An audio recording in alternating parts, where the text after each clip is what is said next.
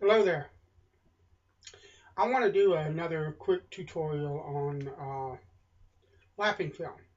The reason is I keep seeing on the Facebook groups newbies coming in going, well, I don't have a whole lot of money. I can't afford stones.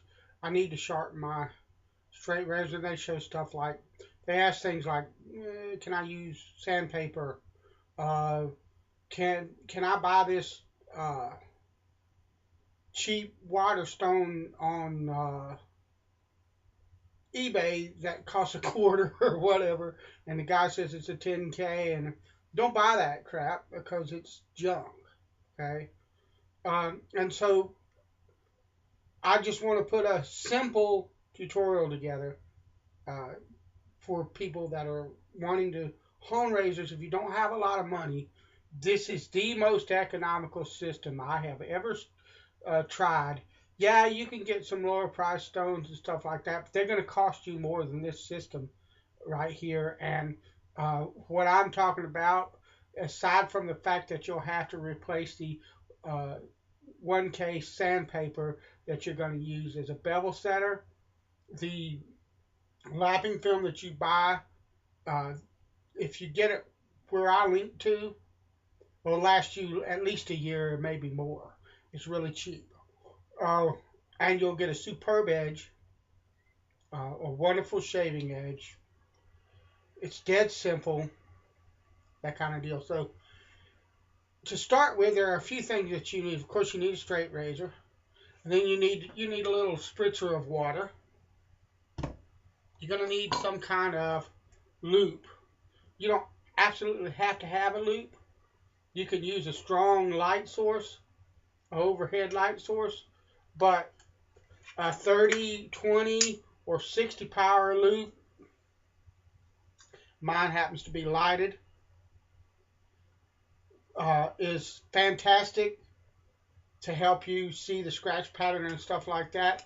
I know that right now it's all the rage to have USB microscopes, and people want to look at their edge at a microscopic level when they're honing. I do not recommend that for beginners. It's kind of like the same thing pitfall you run into when people say, well, I want this surface here to be dead flat, especially when you start talking about honing stones and stuff like that. There is no such thing as dead flat. It doesn't exist. It's theoretical. It doesn't actually exist. Even if you flatten a stone or any type of surface to 0.0001 of flatness, if you magnify that surface enough times, you're going to see peaks and valleys. It's not going to look flat because it's not technically absolutely flat. There is no such beast. It doesn't exist.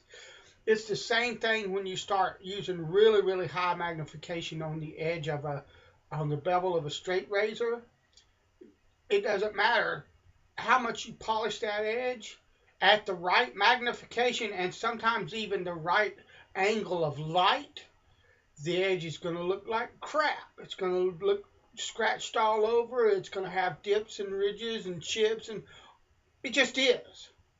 Okay, so what you need is a level of magnification that will help you see that bevel clearly enough to know when to move on from one scratch pattern to another so that I can move from my bevel setter to my intermediate to my finishing films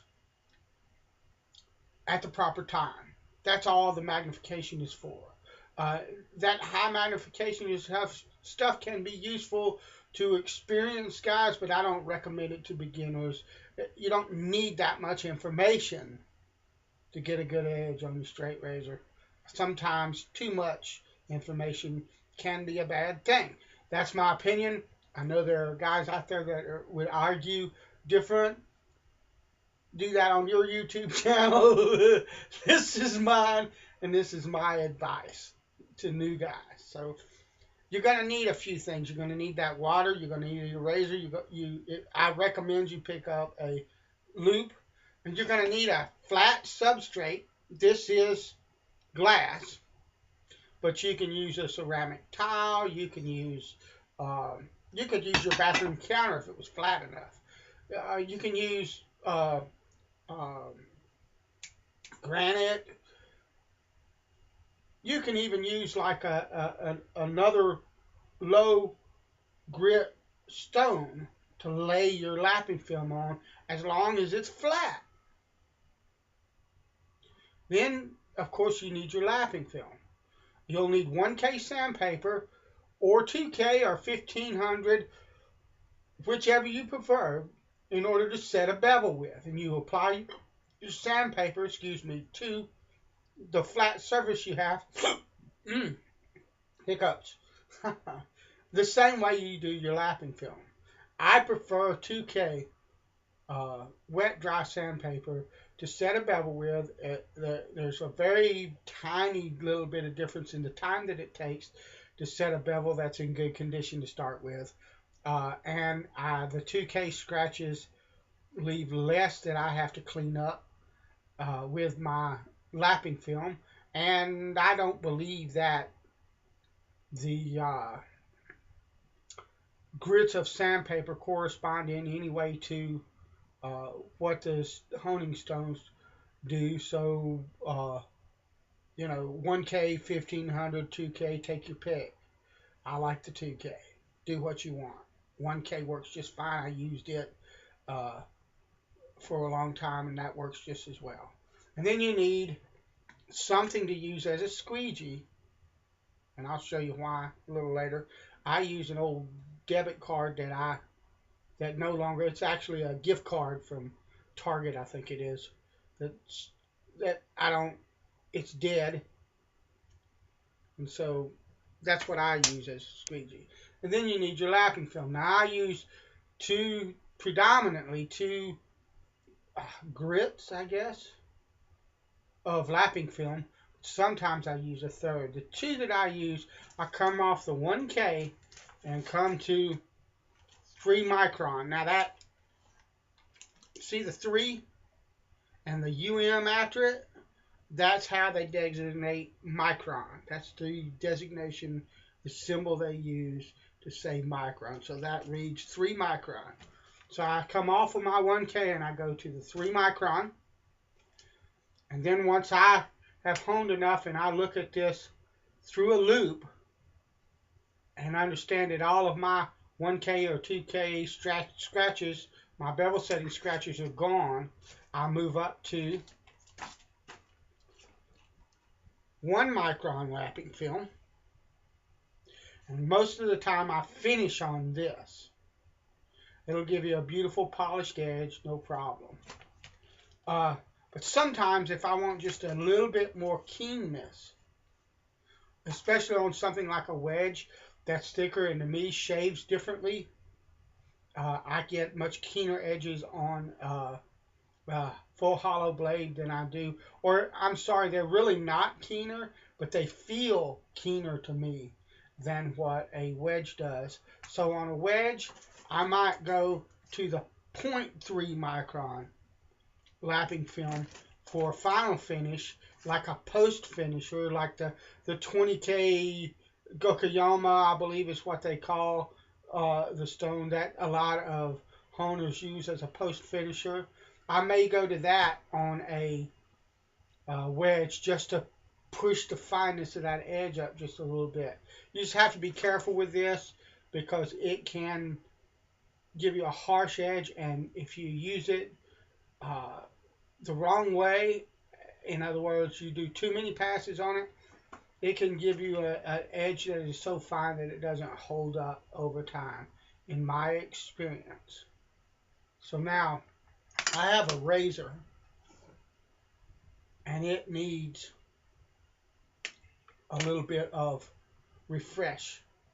So to refresh a razor, I would start with my 1 micron, and that's where we're going to start. But this is how you apply lapping film and how you use it. So this applies to every grit you go through. Lapping film, first of all, one other thing that I want to say is you get, if you buy from the link that I give, you get 25 sheets in each pack for like 11 or 12 bucks. And what I do is I cut that sheet into 3 separate sheets like that. That means that turns this into a decent sized home. And you get 70, that turns 25 of those sheets into 75. Okay? So you can hone on these for a year or two, no problem, for 12 bucks a sheet, basically, or 12 bucks a package.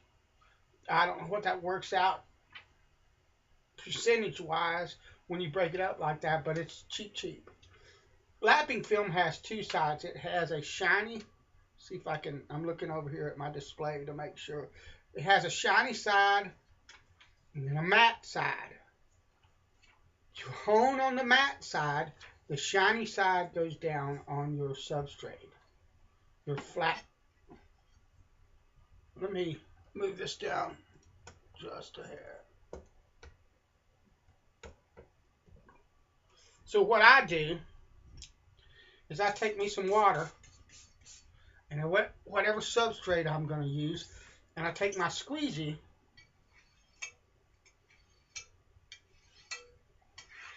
and all I'm doing there is scraping off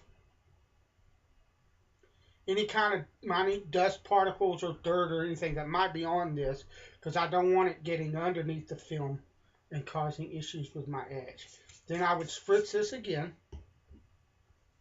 take my lapping film, shiny side down, put it on the substrate until I bring it right to the edge, because I don't want any glass left there.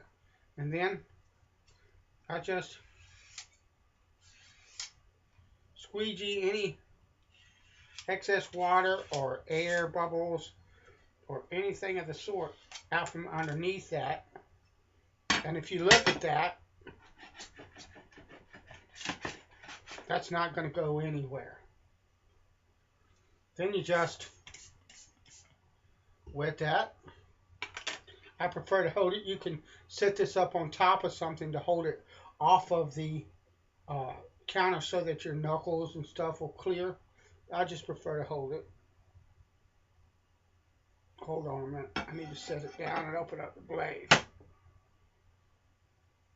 Now you can use a bit of tape on the spine. I recommend that for beginners. This was honed last without tape, so I'm going to just continue that. And then you just hone the way you normally would. On any kind of hone.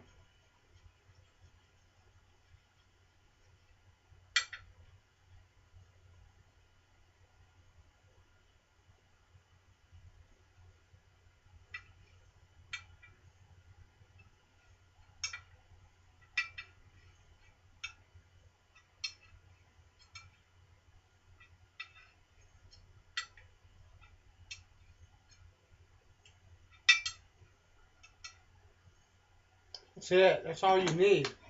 And that's pretty much it. It's dead simple and easy, and it will serve you for a long time. You could do this for the rest of your life and never buy a stone if that's what you wanted.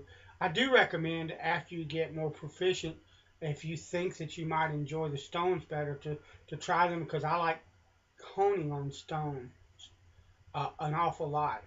But you will get a very keen, I have not got a stone of all of them that I have that will give as keen and sharp of an edge as lapping film can give you once you learn how to use it properly. It's just fantastic stuff.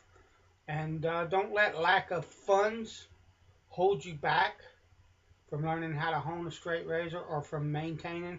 Theoretically, as long as you don't damage the edge, you could send your razor out and have it honed professionally and just get disc grit, the 1 micron lapping film, and refresh your razor on it like I'm doing with this razor until, you know, it won't refresh anymore, which will be a long blooming time if you don't damage it.